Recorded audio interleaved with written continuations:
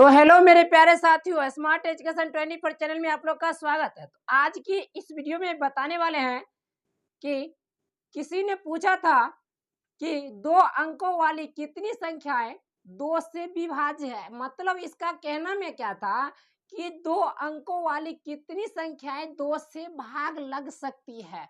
तो इसी पर हमने एक क्वेश्चन बनाया है।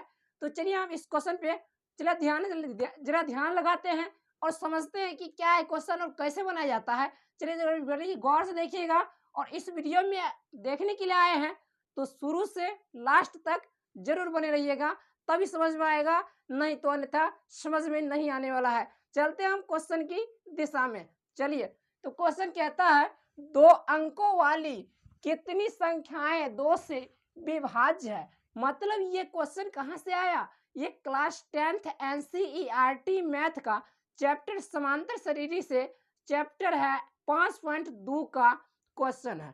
इसने पूछा था, हमने इसे अभी सॉल्व करके बता रहा हूं। चलिए ध्यान से देखिएगा। कहता है दो अंकों वाली कितनी संख्या है? 7 से 2 से विभाज्य है। मतलब सबसे पहले दो अंक कहां से होता है? दो अंक यानी 10। ये 9 कहेंगे तो एक अंक होता है। कैसे? तो देख लीजिए जरा, यहाँ पर अगर 9 लिख दिए, यहाँ पर हम 8 लिख दिए, तो ये हमारा एक अंक हो गया।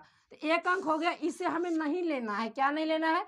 एक अंक हो गया, क्योंकि एक अंक नहीं कहता है, कहता है दो अंकों वाली। तो हमें क्या करना है? अभी जस्ट दो अंकों वाली लेना है।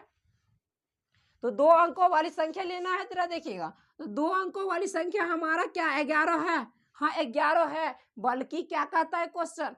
दो अंकों वाली कितनी संख्याएं दो से विभाज्य है। चलिए गौर से देखिएगा, ये दो अंकों वाली क्या 11 से विभाज्य है? ये भी बिल्कुल गलत है।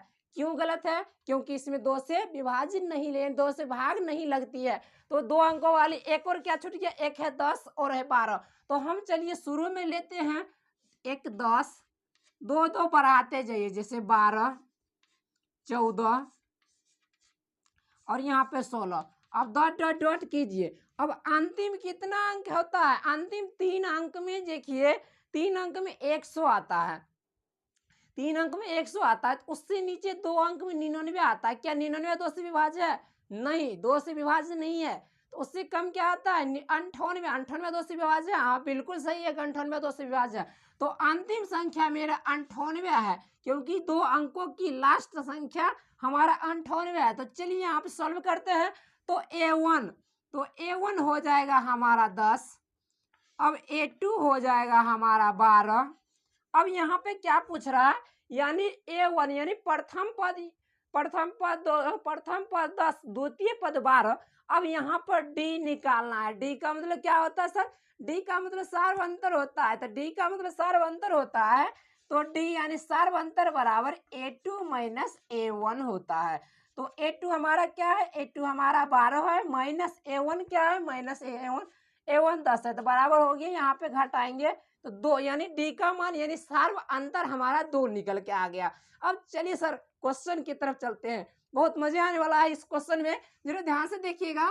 तो कहता है दो अंकों वाली कितनी संख्या है दो से विभाज्य है। अभी पता चल जाएगा सर दो से विभाज्य क्या है। देखिए सर यहाँ पे तो इसका सूत्र होता है a plus n minus 1 into D बराबर an होता है। जब ए हमें मालूम है क्या? ए हमें मालूम है कि 10 है, 10 है मालूम है।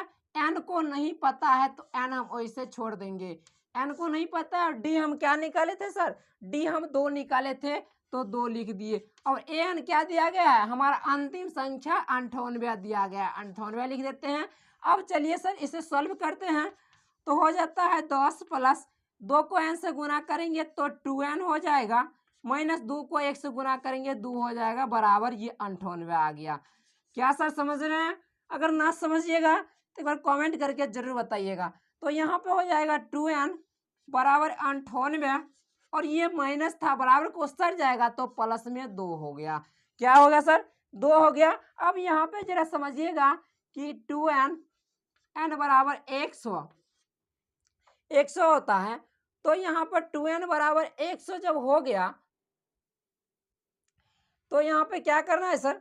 जैसे सर यहाँ पे देख लीजिए, ये जो 10 है थोड़ा मिस्टेक हो गया, यहाँ पे 10 प्लस में था, इधर आकर के 10 माइनस में भी होगा।